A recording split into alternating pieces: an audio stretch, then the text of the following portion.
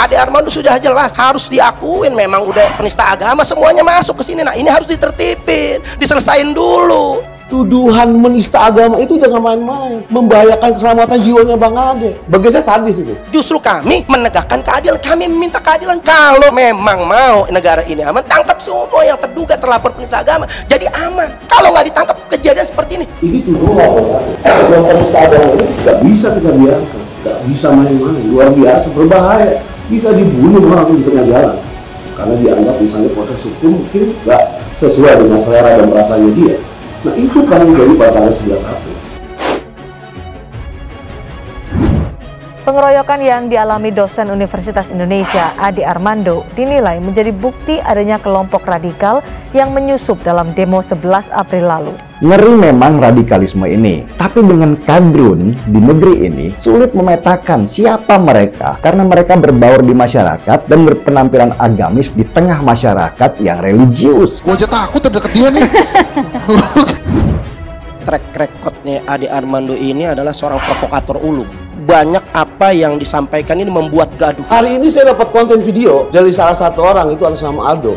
Dia sampai berani dia tuh pada saat kalau dia hari itu ada di lokasi di DPR, dia nggak akan bunuh sendiri karena dianggap bahwa dia adalah penista agama. Kalau ada gue di situ, gue pastiin gue atau dia yang nggak ada nyawanya. Gue atau dia yang nggak ada nyawanya. Gue pastiin itu. Karena kalau ada gue di situ, salah satu pasti udah nggak ada nyawanya. Entah gue, entah dia. Serius, kalau gue ada di situ, demi Allah gue bersumpah, gue atau doi yang nggak ada nyawanya. Ya berdoa aja, jangan gue ketemu doi gitu aja. Ya gue seneng aja ngeliat bonyoknya gitu. Andai kata ketemunya di depan aparat hukum, gue sikat depan aparat hukum. Andai kata ini poporan pistol di depan kepala gue, doi di depan gue, tetep gue sikat. Dia sudah mengganggu keimanan gue.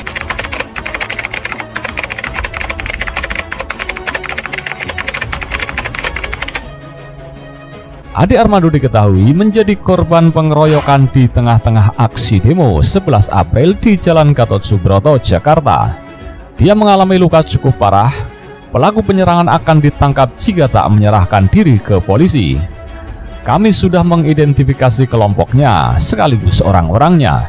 Nanti mungkin besok kami akan lakukan upaya penegakan hukum, kata Kapolda Metro Jaya Irjen Fadil Imron di gedung DPR Jakarta, Senin 11 April 2022. Kami akan umumkan identitas pelaku. Jika tidak menyerahkan diri, kami akan lakukan penangkapan, tambahnya.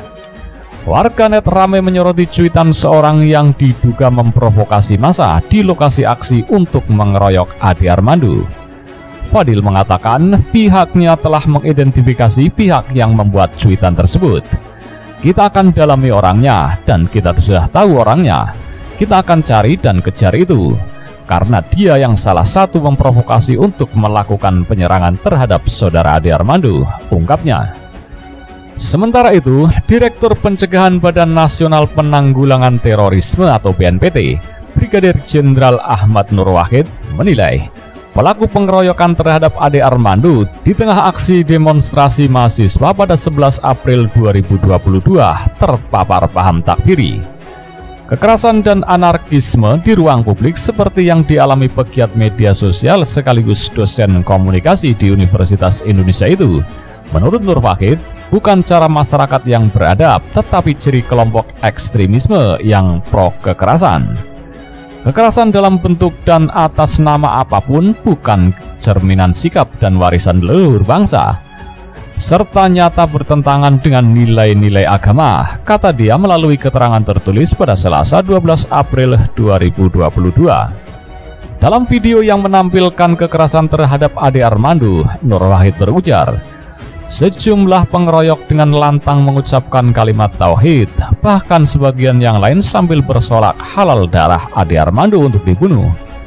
Ini menjadi pelajaran bagi kita bersama. Terkadang seseorang mudah mendalilkan kekerasan dan halal darah seseorang untuk kepentingan tertentu, ucap Ahmad.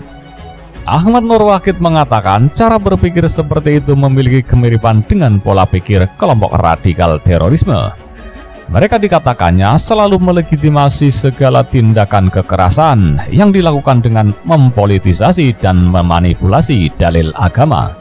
Dalam narasi yang mereka umbar, Nur Wahid menduga para pelaku kekerasan terhadap Ade Armando terpapar virus takfiri yang mudah mengkafirkan yang berbeda dan menghalalkan darah yang dianggap kafir.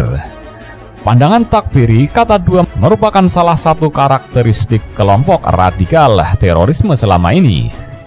Kita sudah banyak belajar dari pengalaman kelompok terorisme yang selalu membajak ajaran agama untuk tindakan kekerasan. Nampaknya pola ini sudah mempengaruhi masyarakat yang dengan mudah membawa dalil-dalil agama untuk membanggakan tindakan anarkisme di ruang publik, ujar dia. Nur Wahid pun mengutuk keras aksi kekerasan yang dilakukan sekelompok orang itu terhadap Ade Armando. Apalagi di tengah Ramadan, umat Islam tidak hanya harus menahan makan dan minum, melainkan juga mencegah dari segala tindak keburukan, termasuk kekerasan. Ramadan ini mestinya harus dijadikan bulan untuk melakukan muhasabah dan pengendalian diri, bukan malah memuaskan diri dengan hawa nafsu dan tindakan kekerasan, ujar pejabat BNPT itu. Kita melihat ini ada kepedulian dan ini sangat sakral. Justru kami menegakkan keadilan, kami meminta keadilan.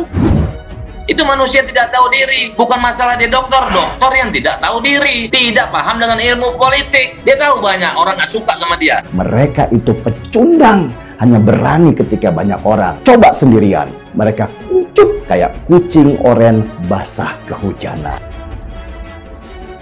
Pengeroyokan yang dialami dosen Universitas Indonesia Ade Armando dinilai menjadi bukti adanya kelompok radikal yang menyusup dalam demo 11 April lalu. Apa yang menimpa saudaraku Ade Armando ini adalah bukti radikalisme yang menyusup ke dalam berbagai gerakan politik di Indonesia itu terjadi. Ngeri memang radikalisme ini. Gue aja takut terdekat dia nih.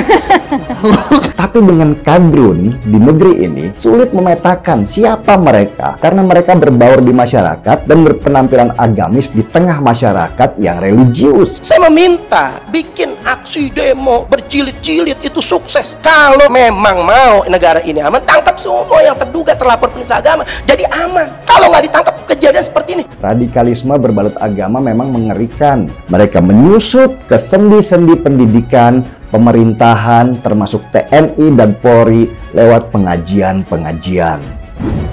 Diduga ke-6 orang ini terpapar paham takfiri. Apakah itu kemudian sudah berhasil diidentifikasi oleh penyidik Polda Metro Jaya, Pak Zulpan? Kami saat ini baru mengidentifikasi adalah terkait dengan pelaku, yaitu orang-orangnya yang kita cocokkan juga dengan keberadaan di TKP pada saat terjadinya pemukulan dan pengeroyokan, dan ini identik dengan mereka sehingga kita bisa memastikan 6 orang ini sebagai pelaku. Dan kita lihat seorang dosen, teman baik saya, menjadi korban pemukulan bukan oleh mahasiswa tetapi oleh simpatisan FPI dan HTI. Ini fotonya untuk teman-teman bisa lihat ya. Pertama atas nama Abdul Manaf. Kemudian yang kedua Abdul Latif. Kemudian ketiga dia Ulhaq. Dan keempat Ade Purnama. Problem kita hari ini adalah ketika suara dibungkam dengan persekusi. Itu problem kita hari ini yang terjadi pada Ade Armando. Ini negara yang berketuhanan yang Maha Esa. Ini negara agama. Ini negara agama. Ini negara agama. Kita adalah bukan negara agama, selesaikan dengan hukum-hukum nasional. Nah, hukum nasional itu berbeda dengan perasaan yang kita rasakan. Ini dia buat konten-konten yang untuk memprovokasi.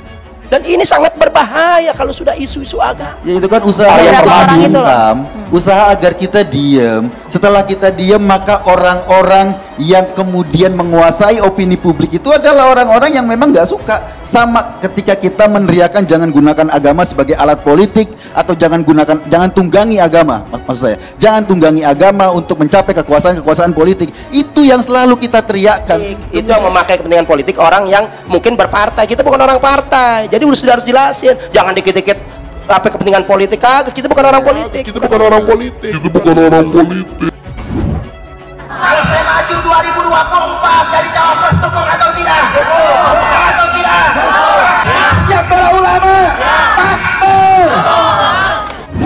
Kita menutup kemungkinan untuk bisa menjadi presiden berdasarkan amanat umat dan kondisi negara yang memungkinkan. Jangan dibawa-bawa. Ade itu bukan agamanya, tapi orang-orang yang menggunakan agama untuk panggung politik. Bukan, itu yang dilawan sama Ade Armando. Politik dari mana? Anda bilang husnuzon. Ade Armando mungkin kesalahannya cuma satu, dia masih bersikap husnuzon, berpikir bahwa yang hadir itu semuanya manusia.